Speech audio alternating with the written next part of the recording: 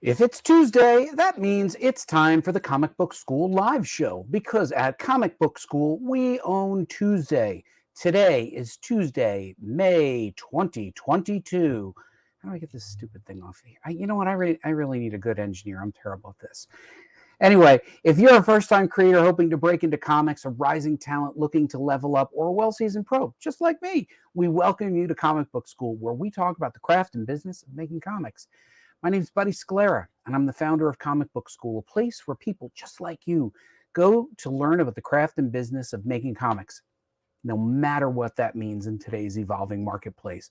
I'm also a comic book writer and a publisher with nearly 30 years in the comic book business. I am joined by three-time Emmy Award-winning... Whoa! Let's try that again. Let me pull you out. I am joined by three-time Emmy Award-winning television writer, former Wizard editor, and the only one of us on this show who has an actual Wikipedia page. Please welcome my good friend, Mike Fasolo. Hi, buddy.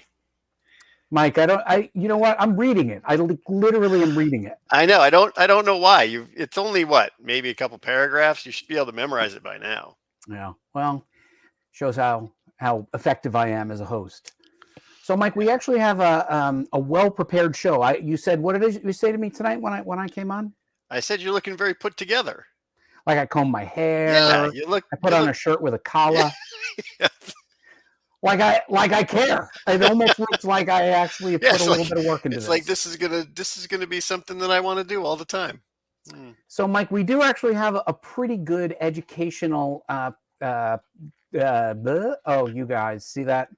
Already, see the best engineer in the world is off to the side, not here with me, but we're here. Oh, Rich is here with us. Good, glad to see Rich. Rich is always here, so it's always good to see some of the normal crew. So, Mike, tonight we're going to be talking about a topic that is very near and dear to you, which is visual storytelling. That is, how to effectively tell a story in a visual medium. Now, you do this as a television writer, am I right? I do. At least I try to. I only have 3 Emmys for it so far. And how many years of television writing experience? 17. 17. Well, that's a lot. So, what are one of the rules of telling a story and using exposition when you have to explain a background, Mike? Well, you'd rather show than tell. You don't want to get in there and just be like, oh, so these are exactly the single steps that we need to take to get to here, or somebody's background. You'd rather see it than to just be told it, because that's no fun. Now, does that count for dialogue as well? The types of words they use, their speech patterns, that is also giving you background information about the character. Yeah. Am I right? Yeah. Do a New York accent. I can't. Can you? No. But if you could, you'd be like, oh, okay, he's from New York. I would do it. I would do any accent that you wanted if I knew how to do accents, but I do not. That said, I think it is important to note that in a visual medium, it's extremely important to use the medium effectively, be it television or film or comic books. We're going to talk about comic books tonight? Is that what today's topic is? Comic books? That's what today's topic Okay. is tonight. And Mike, the entire episode, front to bottom, is an educational moment. That's what we like. We like education. Yeah. So I'm going to take you through an opening to a comic book, and I'm going to read it to you, and then I'm going to ask you what you got out of the characters' body language and speech patterns. There's only 3 characters in this scene, and you tell me what you learned from it. How does that sound to you? It sounds good. Are you going to do the voices too? I can't. I wish I could, but you got to at least try. I will try. So for all of you who are following along, please feel free to comment as we go. This is class participation night. So we will be talking about visual storytelling, show versus tell, exposition. So I'm using a comic book called Jimmy's Bastards. And as you can tell from the title, it is not an all ages friendly comic. But I think what's important is it is a brand new book to many, many people. This is the second issue, and what's significant about this, Mike, is that in the first issue, you usually have that grace period where people are like, oh, who are these characters? If you're writing a licensed property, like when I was writing Deadpool or Weapon X or the Avengers, there was already this established world, and then you just had to be true to the characters and to the world that they're in. There were world rules. Now you're an indie creator. You've got the opportunity to create all new characters, your own new world. That's a lot of responsibility. But let's say somebody missed the first issue. They still need to be able to jump in because every issue is someone's first issue. Looks like I prepared tonight, doesn't it? Yeah, that should be on a t-shirt. That is on my t-shirt right now. So we're looking at Jimmy's Bastards. This is number 2 from AfterShock Comics. Incidentally, this is volume 1. Apparently, they just announced today that they have a follow-up series on it. So here's the credits. I was going to type them, but I just didn't care enough. So I just took a screenshot of the credits page. We should note our good friend Mike Martz works there. Hi, Mike Martz. You see Mike's name in there? Yep, right there at the bottom. So I know Garth Ennis. I should say Garth Ennis knows me. I do not know Russ Braun, but I wish I did. Great artist. You're going to see some wonderful art. So you ready, Mike? I'm ready. Let's go. All right. So we went into Page 1. Exposition. I just wanted to reset. This is back when we were kids, what we would quote as like the dictionary definition. Now I quote the Wikipedia. Why don't you give us a read on this and tell us what your thoughts are? All right. What is exposition? Narrative exposition is the insertion of background information within a story or narrative. This information can be about the setting, characters' backstories, prior plot events, historical context, etc. So this is important stuff, right? Yeah. We need to know, is it modern day United States? Is it Europe? Is it near future? Is it a long time ago in a galaxy far, far away, right? You need to create the setting and the mood so that you can have this temporary suspension of disbelief, which is mainly what we're being asked to do in comic books, right? I believe a character can fly. Okay, let's go, right? So the exposition in this case is to ensure that when the reader reads this, they understand the rules, they understand the characters and their personalities. And to reiterate, you cannot assume, even with famous characters like Spider-Man, that anybody knows who they are. So what I did here, Mike, is I'm going to show you first the page. This is page, oh my goodness, I lost the page. Uh-oh. Uh-oh. All right. Oh, nope, I did not.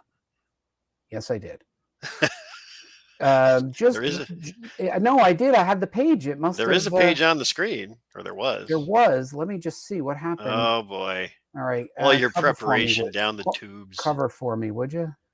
Yeah. Oh, Andy Siebert says, "Good evening, all. Good evening, Andy." While Buddy finds his page. Oh, there it is. So this is the first page. Why did my slides not come through the right way? Huh. Something you should have checked before you got on the air. Yeah. No, seriously. I don't know what happened. Okay. So here's the first page. Here I am trying to show you the first page. So here we are on the first page. And the main character is, shoot, I lost the page, Mike. I thought this was the page. I'm going to go back up.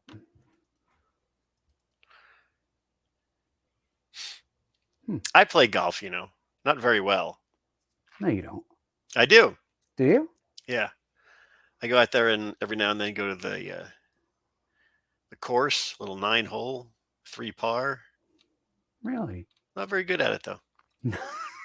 No? But it is fun. All right. Let me see if I can find this, because this is an important one. Okay. I'm going to pull this off. Apologize to our viewers. Now, here we have the 3 main characters. It's a little hard to read the dialogue, but, they're basically talking about golf. Okay. So that's, takes us to the second page. Now, this is incredibly hard to read. Just take a look at the layout, Mike, but because we're going to zoom in. And here's the zoom in. So this guy says buggeration. What does this tell you about this character, Mike? He's an old guy. There is the button. Actually, Aaron does live on a golf course. They're having just a whole. I just collect stray balls. There you go, ladies and gentlemen. Andy Siebert. He won it. All right, so he says buggeration. Damn well done the other day, incidentally. Absolutely first class show. I aim to please Sir X, and then my turn. And then the next guy says, if that infernal mess had come down on Parliament, well, I shudder to think what would have happened in next month's budget meeting. Going to be a walkover. And he's, over here. And then he says, brilliant. I thought I'd throw you now that it's done. I guess he has a speech pattern. I'm trying to not put any charge against any of the dialogue. Okay. Now we go to the next page. Take a good look at the page, Mike. Mm-hmm. All right. You following?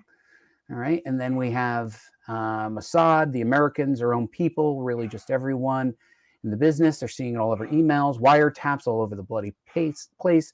I take it we're talking about the terrorism and organized crime and overseas diplomats and the usual gang of rotters. What is a rotter, Mike? It's someone rotten. I don't even know what that means. Okay. And then he says, funny thing is that everybody's apparently just as puzzled as we are. And he says, I'm bored with golf. Can I play with your gun? And then suddenly something happens. They are attacked, right? Bada, bada, bada, bada. So we see here, they're attacked here. What does it say? Oh, they're still on golf. Okay. All right. So they're getting attacked. And this is going somewhere, Mike. They're getting attacked. Okay. The helicopters go down. You could see them diving for cover there in the bottom left of the page. You could see the guy putting his hand on the other guy's hat. You could see the guy with the red hair jumping up and down. And then we see him teeing up, right? And we says 4. And the double page spread. He hits the golf ball. It goes through the windshield of the helicopter. The pilot falls out. The other pilot gets hit with the blade across the head, chopping his head clearly off. The 2 helicopters crash, and then it crashes, and then he says, "Crikey!" And then so we see this a little bit zoomed in. I'll ask around. You never know. Oh, balls! Apologies in advance. Come again, and then you say, "Looks like Jerry Focker's mob." Stay where you are, sir. I have the matter in hand. Then he says, helicopter, gonna be awesome. This is just what I can't even say. Let's see with you, blah, blah, blah. Good man, Rupert, just keep doing that. And that concludes the scene. So before we get into it, what do you know about these 3 characters? You got the 3 characters. What do you know about them? Well, the little guy with the speech pattern, he's the goofball character. He's there for comedy relief. Yes. All right. He's just there to for someone to make fun of. All right. What about the fellow in the plaid checkered sweater vest and hat? He's the boss. Okay. He is apparently from England. At least I would assume that. And I don't remember what his dialogue was, but he's something to do with the world market, I would guess. The world stage, and then I would say. The last fellow with the tie on and the smart-looking sweater vest. What do you know is the bodyguard, I would have to say right off the bat. Very calm, cool, collected, follows his boss's orders, and does everything he can to keep him safe. So I will tell you, you actually did a very good job. Jimmy is the main character, and he is like their James Bond. He's completely and utterly politically incorrect. There is no 2 ways around it. This is not an all ages reader book. What it is, though, is it is a comedy, and it's over the top. But what Garth Ennis has done with Russ Braun and team is set up these 3 characters, immediately showing you what happens when they were playing golf. They're attacked on the golf course. He takes action, and with a single golf ball, takes down the enemies in helicopters and basically saves the day. Yes. Right? The enemies are Nazis. They are Nazis. Actually, they are Nazis. So let's go to frames in focus, Mike, and talk about what we see here. Now, Jesus Christmas, these all got out of order, Mike. Pick a random one. All right. So let's start with the cover. What do we notice about the cover? They're playing golf. They're playing golf. He's being attacked. All right, so let's go back to this. I can see these imported out of order. That's a problem. So he sees it. He looks very relaxed as he's teeing off. He hits it through the windshield, bonking the Nazi. The Nazi falls out of the helicopter. The other Nazi gets his head chopped off. Nobody feels bad for Nazis. It's an easy No one at all. And then the helicopter crashes, and you can see the propeller flying towards him.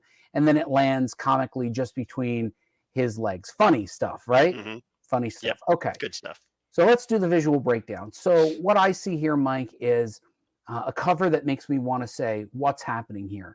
I've got a character in the center, teeing off, looking very calm, even though there are two helicopters directly in front of him. And how many missiles are there? 1, 2, 3, 5 missiles. But look at the gesture line. Look at his body gesture line. Mike, you're a golfer. He doesn't look very tense. Oh, no, not at all. Right? He looks pretty relaxed. But here's what I'm going to do, Mike, and I'm going to teach you this because I think it's really important for our students to do the same. When you want to analyze something visual, Mike,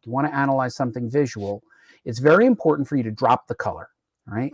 So that you can have a good sense of what is actually happening. You're not distracted by the color. So the next couple of frames we're going to do together, and we're going to drop the color. How does that sound? Sounds good. Sounds good. Okay. So in this scene, we see in this very first, where did it go? Mike, I cannot freaking believe. If only you found the right button. None of my slides imported right.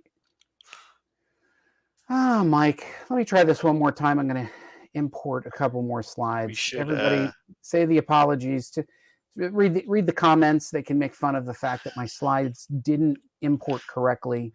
I don't know what happened. I was all ready, and then it just all went out of whack. It went out of whack. We should just end the show and wait till next week to do it. All right. So here we are. So we go back to the first page. Now look at the gesture lines of each of these characters. What is the body language of each of these characters that helps us to understand who they are just by their stance? Well, the bodyguard guy is straight line, very relaxed though. Mm-hmm. The guy in the background, he's very hunched, just kind of goofy looking.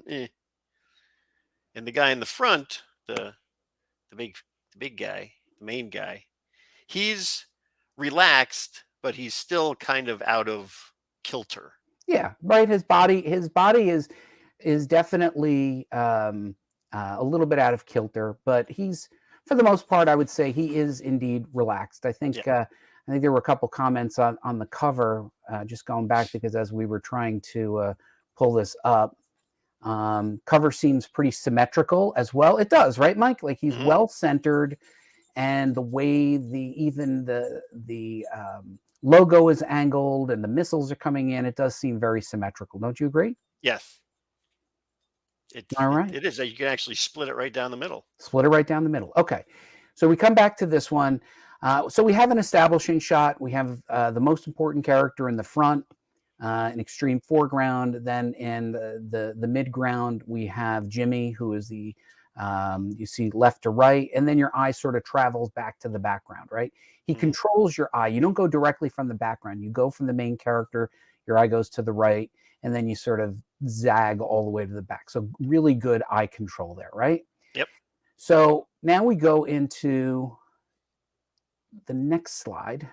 Oh my goodness, Michael. Like I cannot win tonight with these things. You know what it is? They're they're dropping out. Maybe I have too many slides in. Is that possible? I think it is possible. I think what's happening is there are just too many slides, and we've just found a limitation to the software that we're using. Oh boy, time to upgrade. If only you had an engineer. All right. So we're just going to go with what we have. Okay. So we already established the setup. Now, when we get some visual cues, when he tees off in this left corner, his stance is very good, is it not? Yeah, it's good golf stance, good follow through. Yeah. And Andy Siebert noted let's see if we can go back, because Andy Siebert's an actual, the logo's angle is parallel to the golf club on the cover. Wow, look at that. Huh? Very nice. Well, good catch, Andy. Good catch, Andy Siebert. Look at Andy Siebert. Just grateful that people are here to they love your robe. No matter what I talk about, it comes back to the robe. And Rich gives her a laugh. All right, let's go back to this. So first, top left corner. Let's just talk about the body language. What's the body language of these two characters, Mike? Well, as we said, Jimmy's very, very relaxed.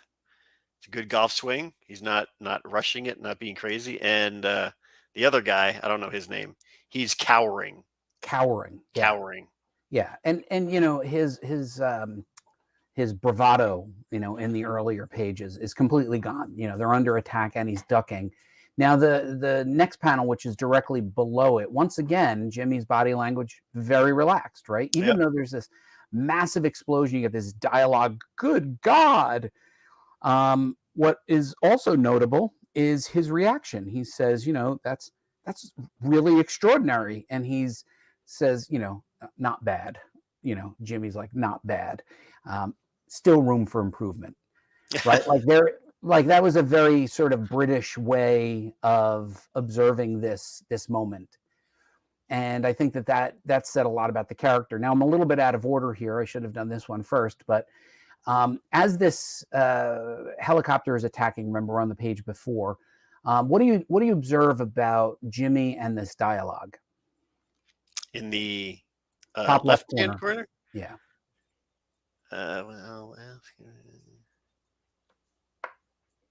It basically says, apologies in advance, sir. And he says, come again? And then they realize, and you see them diving down. Oh, because he sees the danger coming. Right. He just a little squint of the eyes. He sees the danger. He drops the older fella to the ground, and then without any special ceremony, he helps himself up by pushing down on the guy's head, which is already in the grass. Right. Just like this. And as I said, this is the page before. This is the kid who's goofy, and he's all excited and he's jumping up and down, and he's like, we're gonna get the helicopter. And then Jimmy places the ball calmly on the tee. Hands aren't shaking in the least. Bullets are flying. You can even see in the final panel there's literally a bullet on either side of the golf club. And yet again, look at his body language. Yep, he's teeing up. He's all set. Completely relaxed. Not a problem in the world. And then we go back to this one. This is the one where he tees it off. The other guy has a good sense to duck. You see the bullets still flying. He gets the Nazi, as you should always get the Nazi. They crash to the ground. He says, that's extraordinary. He says, not bad, sir. There's room for improvement. And then the other guy's punctuated with quikey. So I think, the combination here of the images and the scenario open up the issue extremely well. I think that there's an effectiveness to this story, Mike, that says, look, we have this idea. It's the second issue. We need to introduce who these characters are.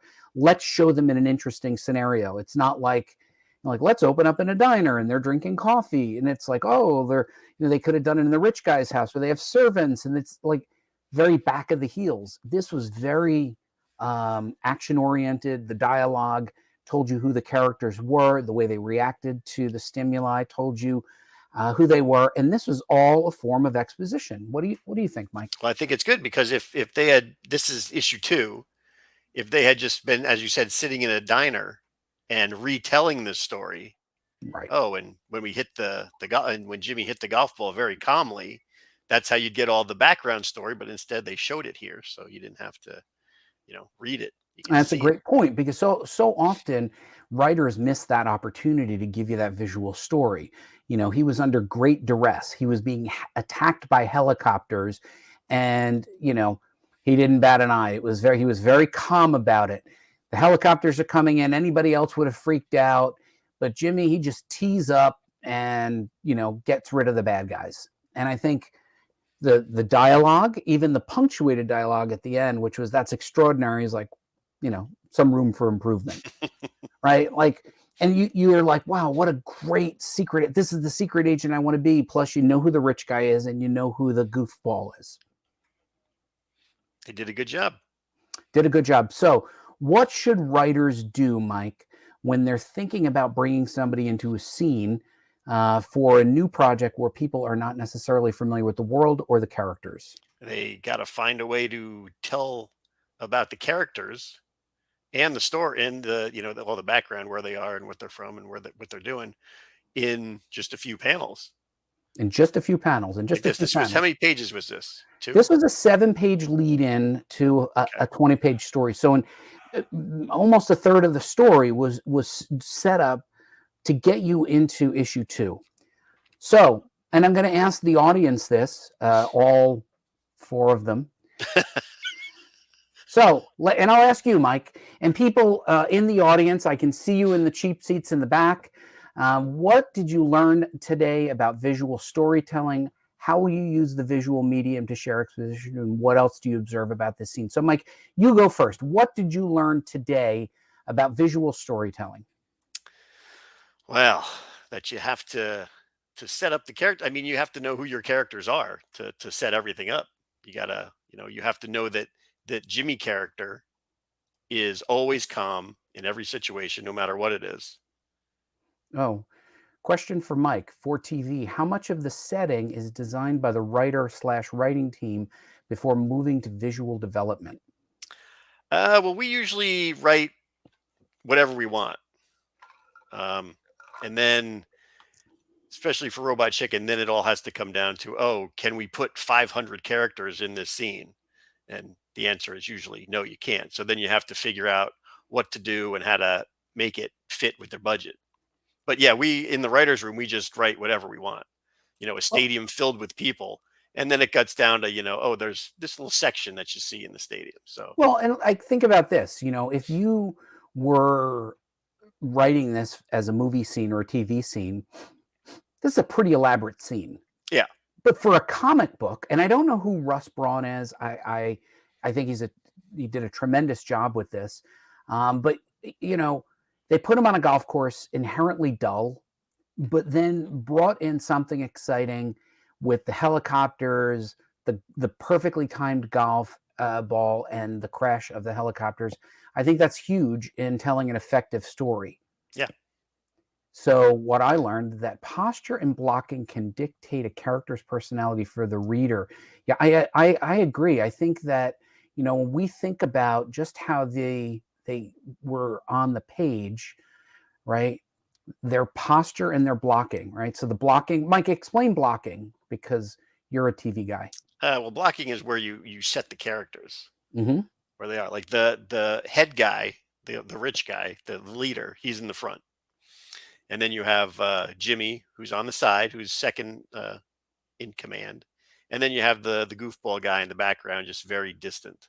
Yeah. Now, if technically, if you were to look at the setup of the page, they're on an angle, right? They're tilted. It's not right. Like it's a little bit askew, but the way he manages to get your eye to travel from the big guy in the center to Jimmy, and then you realize there's somebody in the background is really masterful. Yeah.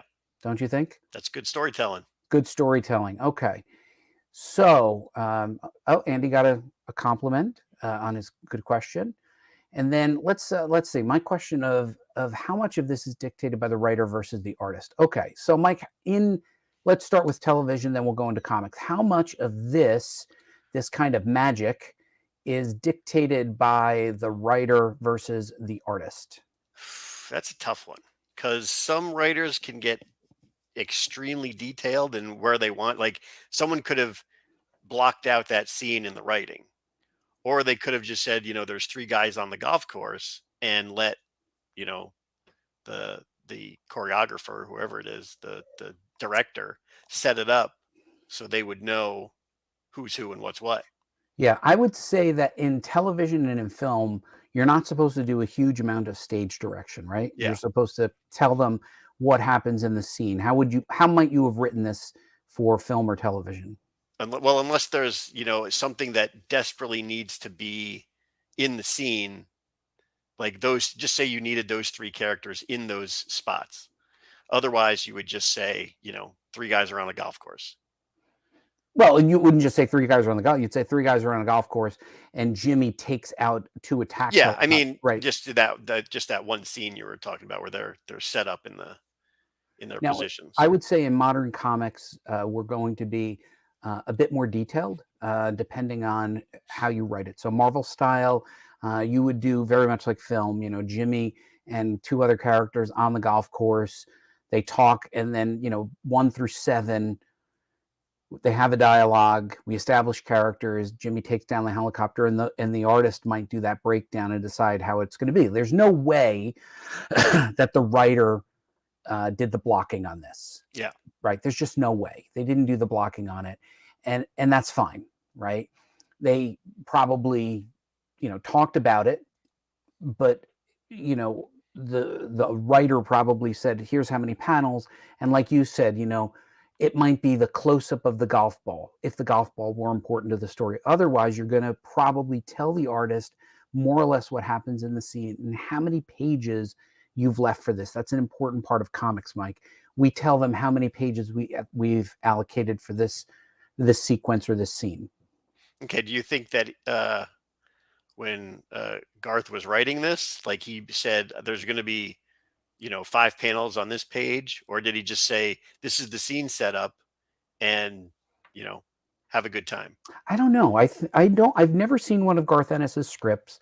I don't know how tightly he writes. I tend to write fairly descriptive, and sometimes I'll sketch out. Like I'll say, here's what I want to do, but I never get so detailed that I constrain the artist. Like I'll try to make it clear that the helicopter's coming in from the distance, off in the background, and then a close-up of Jimmy's reaction to that. Those are the kinds of things that I might do. So Andy Siebert again, why don't you read that while I pull up the one he's talking about? Andy Siebert says, top row of panels works incredibly well at leading the eye to focal points in each panel in the page 2 spread. Huh. It does. Let's take the comment down. So yeah, it is a full spread, but the camera work, that is the distance. So we're at a medium distance, full body shot of Jimmy. Then we go close up tight of the 2 pilots.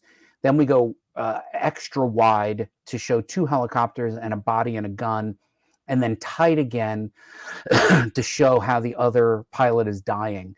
That top row, once again, is extremely well designed and totally effective in telling the story, which leaves you to the punchlines at the bottom. All the bottom's all punchline. Yeah. And he gets a lot done in just a couple of panels. See, I would like to see how that's broken down in the actual script on that. So what did you learn today? Okay, so next question, Mike. How will you use the visual medium to share exposition? How will you do this in the future? Will you change anything, or will you change your settings, or even the scenarios? Well, the audience, same question to the audience, Mike. Yeah, I mean, it depends on what you're writing, but yeah, I mean, from now on, I would probably go more visual so you can actually then get to see what's happening instead of like I'm very, like you say, you're very descriptive. I'm very non-descriptive. I'm like, okay, 3 guys are on a golf course, but now I could say, well, it depends, in your world, Mike, you don't, you can't order this kind of scene. Well, not yet. Right? Like that's that top I need helicopters crashing on a golf course. Right. Nazi getting, through the glass. I mean, there's a lot going on there, But what I would say is, as a writer, I'll think about my setup. Like, where is the scene taking place? Well, a golf course was logical for two people to be having a business-like conversation, and that totally made sense. But, how do you make this scene, more than just three guys standing around talking, right? Because that's where the magic on this one is. Most writers, I'm sorry to say, Mike, would have left it at more or less this. Yeah. Right. And that's I think just a missed opportunity. Okay, last question. What else did you observe about the scene? Was there anything in here that struck you? The dialogue of the goofy kid, the dialogue of Jimmy, or the wealthy guy? Is there anything else that you observed in this brief exposure? Well, I mean, I observed that they all. I could get who all the characters were in just a couple of panels. Yeah, and I too, I think the one thing that really struck me was the body language of Jimmy versus the character that's there for comic relief, and you could see the comic relief character there in the background. Once again, Jimmy's body language drawn to be so comfortable, and often you see so much of this character from behind to show that relaxed body language, right? Even here, he's very relaxed. There's something about that body positioning that, does this. Oh, this is Andy. Oh, look at that. Andy Siebert said something about me here. That's very true. I'm kind of a genius. Well, we all knew that, except for working the buttons. Working the buttons. The title tilts with the golf stick. Yeah, I think that, I think we can see that title, Jimmy's Bastard, is special in a way, right? It tells you, I think, both that things are a little off kilter, but then the golf club matches it, and it does make a nice design, doesn't it? Yeah. Now that's another thing. Was that planned, or did he just draw this guy, swinging the golf club, and then did they tilt the title afterwards? No, I think the title is tilted, but the artist would certainly be aware of what the title is. We would have to ask the artist, how aware they are. In this case, a person named Russ Braun, of that design. So I think that concludes it, Mike. What do you think? Do people love this or hate this? Oh, I love it. I think this is great. Do you? You think it works? Because this is stuff I never think about. I just write the scene that I see in my head, but I don't do super descriptive stuff like this. I think a graphic designer did that after. Artists might have suggested. You know what? I don't know. Oh, actually, I do know. I think he might be right. See, it's straight here, and then it's angled here. So I think to answer Mary M's question, it was probably designed that way. Yeah. Right, because if that's the real logo, they tilted it. So the designer did that. So there you go. Problem mystery solved, Mike. Yeah. By our community. Yeah. All right, Mike. So, we have one more comment. The background seems a little too calm considering the action. Yeah, I think he was going for juxtaposition, Glenn. I think the humor of it was the juxtaposition of chaos versus calmness. But I think that's what helps sell the story. What do you think, Mike? Yeah, I think it's great because it's completely the juxtaposition of him, on a nice happy golf course with the missiles coming in to blow him up. That's right. So, Mike, a couple things. Today was a complete educational moment, and now we go to a couple promos. There is I like to do a little promo for shows that are friends of Comic Book School, FOCBS. This is Backer Pause, and basically it is a I don't know, bi-weekly or a weekly analysis of what's happening in the world of independent Kickstarters, and it's hosted by our very own Rob Anderson. He has a website called Backer Pause, but you can catch it on YouTube. It links from our YouTube page. You can scroll to the bottom and you'll find it there. But what he does is a very good analysis, Mike, of why somebody's Kickstarter is moving or pausing. And it gives you a sense of who the people are behind it. So he interviews Kickstarter campaigns or the creators behind the campaigns and helps you to understand why they're doing their Kickstarter, but also helps you to understand why that Kickstarter is not going as well as it should and how to get those numbers back up. Good to know. Good to know, right? So good to know. So another thing I'd like to share is not my slides. I'm going to share my screen. I'm going to do the slides back up like a boss, Mike. All right. So we have Jimmy's Bastards here, as you can see, Mike. Let me just widen this up. There we go. But we did this last week with the Killing Joke as well. So, or 2 weeks ago. Hopefully, if people like this, they'll leave a comment, give us a thumbs up. What I'd also like to talk about is that this is the page. If you're not yet subscribed, now's a good time to do it. Another thing is, you remember my Zombies launch, Mike? I do. You remember how excited I was for that? I was. And?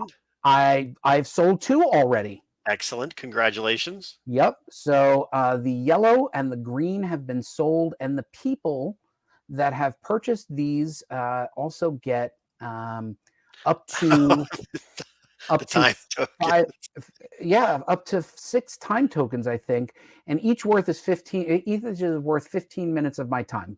So you can call up, you could say, will you review my script? Will you review my portfolio? What's wrong with my website? What's wrong with Mike Fasolo?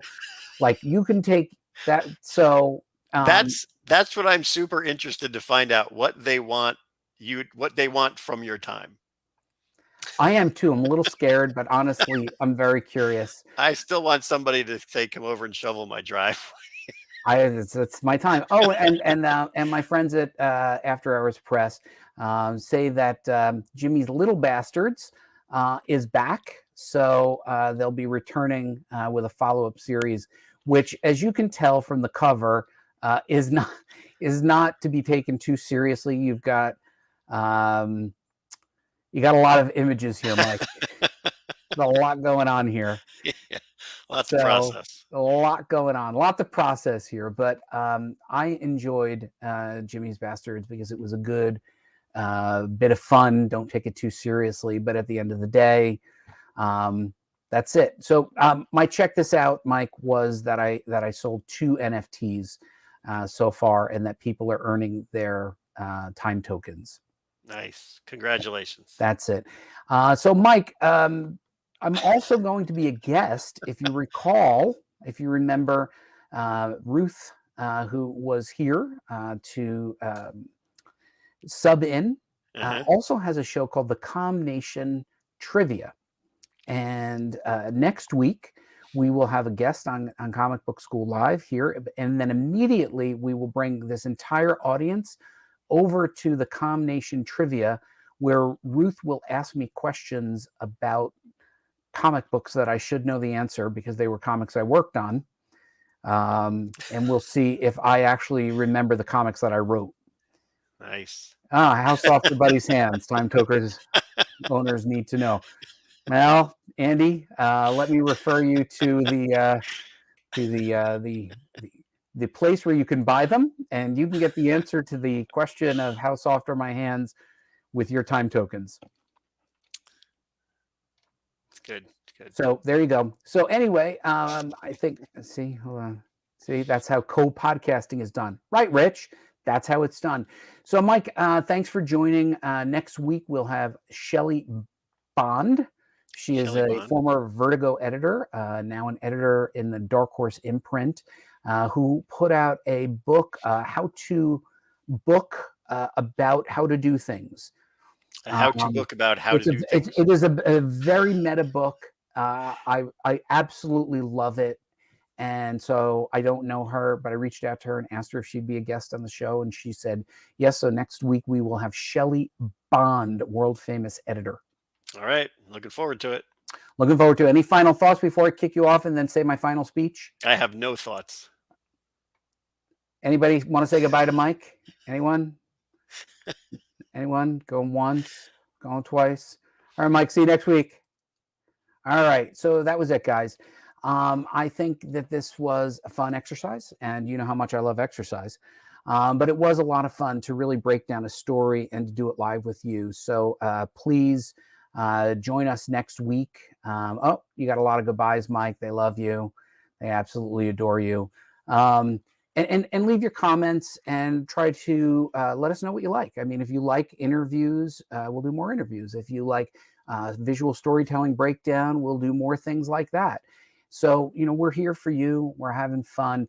And we will see you next week on Tuesday, because we own Tuesdays. And whatever you do, keep making comics. My name is Buddy Scalera. Good night.